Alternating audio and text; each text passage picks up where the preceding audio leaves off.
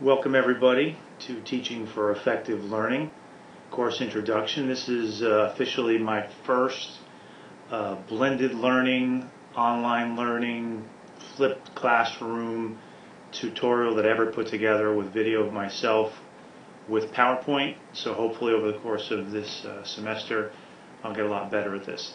This is a very short slideshow geared to give you just general course expectations and requirements about the course.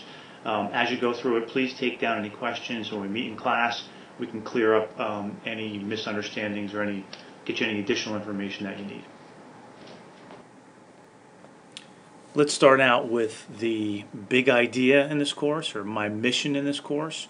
I hope to help you become great, not good, but great classroom architects, and understand that designing a great individual class or an amazing unit or an incredible course is very much a creative design process. And our hope in this course is to really give you the tools and the passion and the exemplars to really create great instructional design with the understanding of how much impact that has on the learning process for your students. So,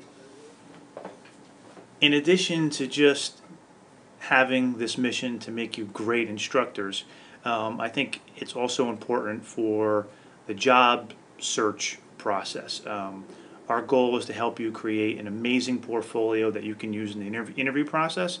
And a lot of things that you're going to create in this class, the rubrics, the unit plans, the lesson plans, sample assessments, these are all things that you're going to use to assemble an amazing showcase of your talents, and they'll serve as really concrete artifacts to help you communicate what a great instructor you are on your first interviews.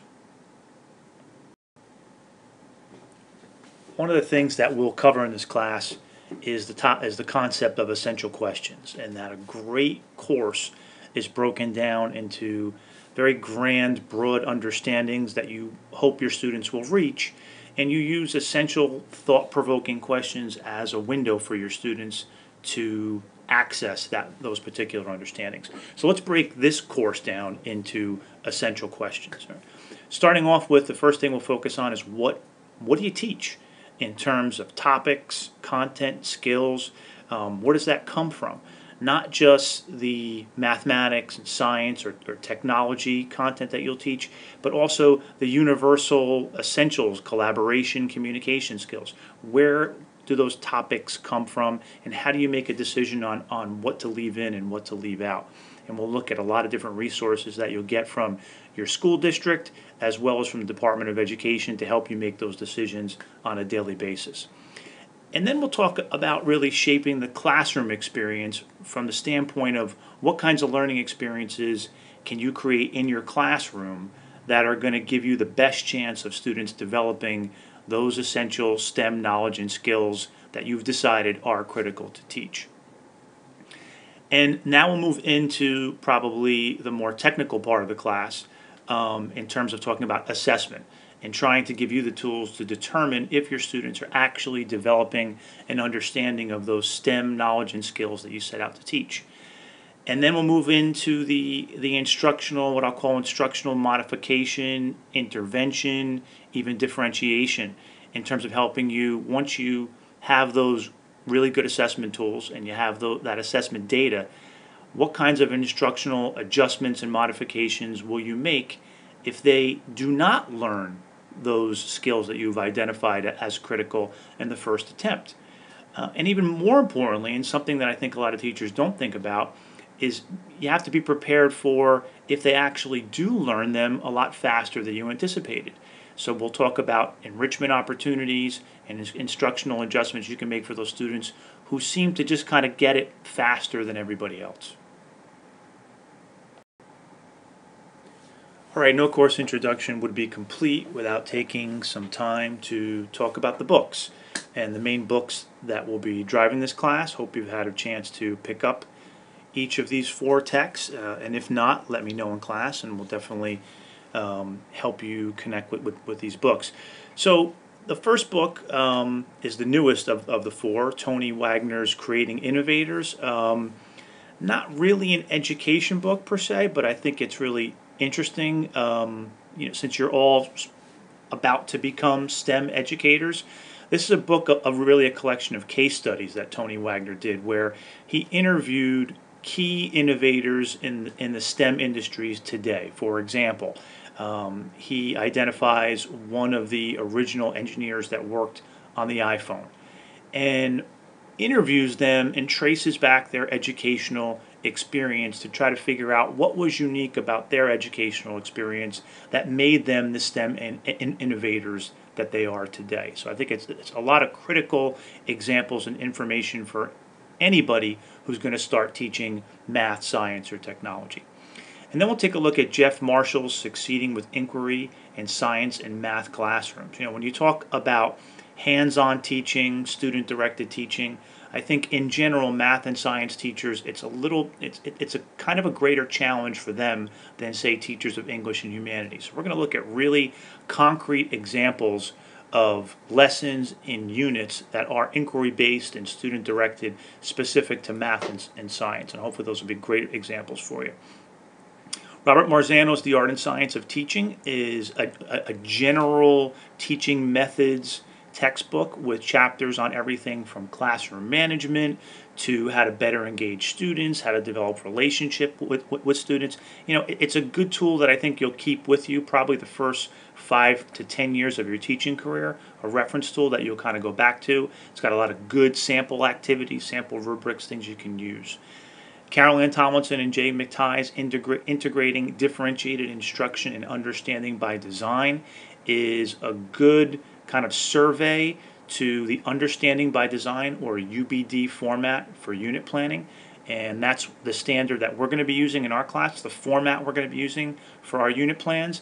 It is pretty much at this point the industry standard for instructional design. It's what the New Jersey Department of Education uses whenever they put any kind of units or curriculum together. So it's what we'll be using in this class. I think this book gives you a good kind of broad understanding of the different components in a UBD unit, as well as kind of the how and why the format is set up as it is. In addition to these 4 texts, I'll be assembling a bunch of other resources for you on our class Moodle as well. As you're aware by now, this is a 4-credit class, and a big piece of that comes from your field work, or what we sometimes call the course enhancement component, or CEC of the course. That's where you're actually going to be spending time in an assigned local public school, observing and hopefully having the opportunity to apply a lot of the tools and a lot of things that we learn in class. So your field experience is for a minimum of 35 hours in your assigned school. Hopefully you have your school assignment already. If not, I think you probably will have it in the next week or 2. And if you have trouble in finding that assignment, please let me know and we'll get you what you need.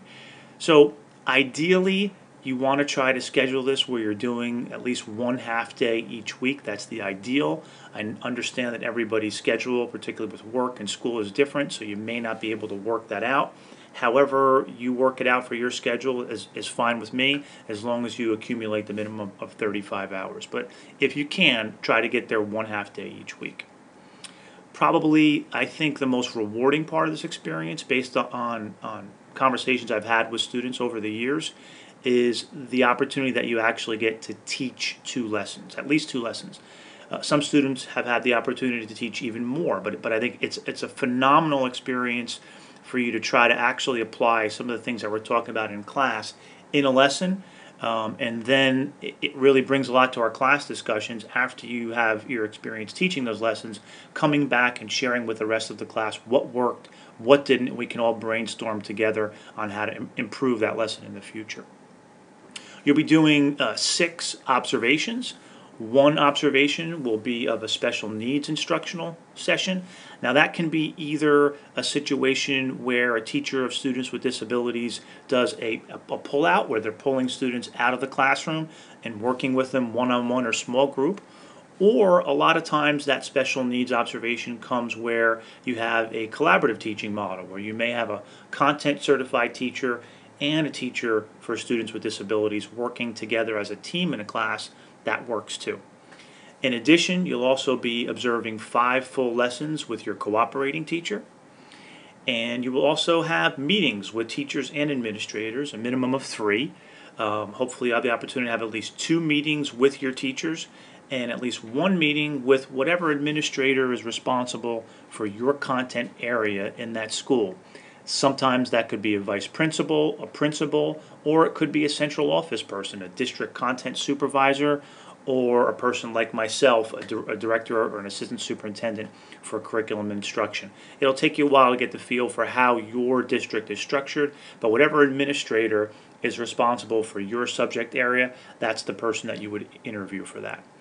And finally, you'll have an ongoing field experience log and a final reflection paper.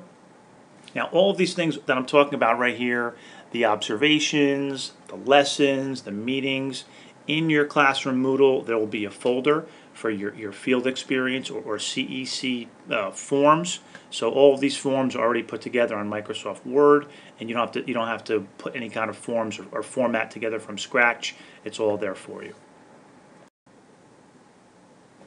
Okay, I'm back, at least in video. So let's talk about the 5 major graded assignments that are required in the course. First and foremost is the unit plan. I consider this to be kind of the building block of instructional design. It's a little bit broader and bigger picture than a lesson plan, but a little more standards-based and a little more connected to what goes on day to day than, say, a full course curriculum. So I think it's a nice unit to really focus on. You'll create a unit plan in the UBD, or Understanding by Design format. As we said, it's the industry standard, and I'll teach you how to put that together. In addition, you'll be putting 3 supporting lesson plans together that would go with that unit. Now, ideally, both the unit and the lesson plans will revolve around a topic that connects to the classroom and the cooperating teacher you're working with in your field experience. It doesn't always work out that way, so don't stress out if you can't get it to match up or align perfectly. We'll work with you and make it work. But it's great if you can actually use this class to design a lesson plan and then actually use that plan for 1 or more of the lessons that you'll actually be teaching in your field experience. So in addition to the unit plan and the lesson plans, you also will be creating a performance assessment and a scoring rubric that goes along with that. That rubric really is kind of where the rubber meets the road when you talk about performance assessments. It's where you communicate to the students what your expectations are and how their grades will be calculated for that. You'll also put together a classroom management plan, which will be your opportunity to communicate to students your behavioral expectations for the class and how you're going to enforce those expectations. Early on in the course, you will put together a personal statement of your teaching philosophy. This really is a critical piece of your professional portfolio, where it gives you the opportunity to really differentiate yourself and explain what you're passionate about in the classroom and why you want to be a math or science teacher. And last but not least, the course will culminate with an informal presentation on a particular STEM innovation and how you would use that to engage students about a specific topic that you're teaching in your core math, science, or technology class. For example, last semester we had a student do a presentation on bioprinting and tissue engineering and how they would use that concept to engage students about core subject matter in their biology class.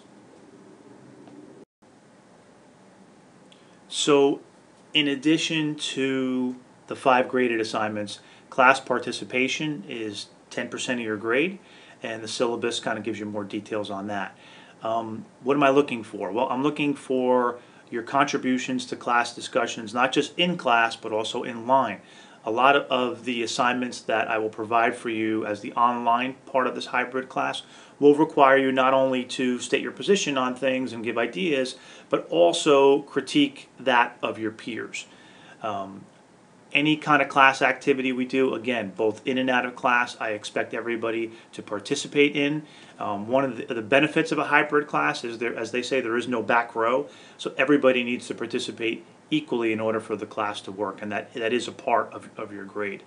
I'm looking for contributions Those contributions don't have to be solutions or amazing ideas. They can also be really good thought-provoking questions. So you don't always have to know all the answers to participate. Questions are just as valuable. But I am looking for both comments and questions that really reflect thought, and more importantly, the required reading. So each week you'll have required reading from your text, as well as pieces that I'll put on the class Moodle.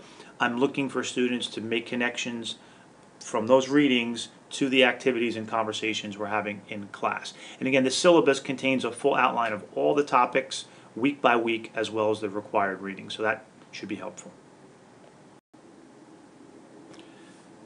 Okay, so final things to keep in mind for the class. I will try to provide as much time as I can during our physical meetings for you to work on your graded assignments.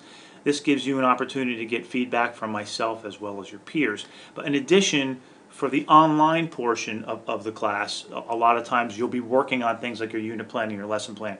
So that's an opportunity also for you to get more direct feedback from myself as well as your classmates, and for you to critique lessons and units of others, which is also just as helpful. Please, things to remember. Although I might not always give you specific grades for things like grammar and punctuation, please turn in a quality product. Remember, these are going to be things that are going to end up in your professional portfolio. So although you may be applying for a math teaching assignment someday or a chemistry teaching assignment someday, the mechanical quality of those lessons and units and classroom management plans and rubrics is a reflection on you. So always turn in a quality product. Turn things in on time. I do take off points for assignments that are late, so I will try to give you assignment due dates well in advance, 2 to 3 weeks, even more so. So you should have plenty of time to get things in on time. And I understand there's always extenuating circumstances, so please always communicate those to me before the assignment is due to prevent getting any kind of reduction in grade due to being late. And of course, all the things we're talking about, there's a lot more specific information in your syllabus and on the Classroom Moodle.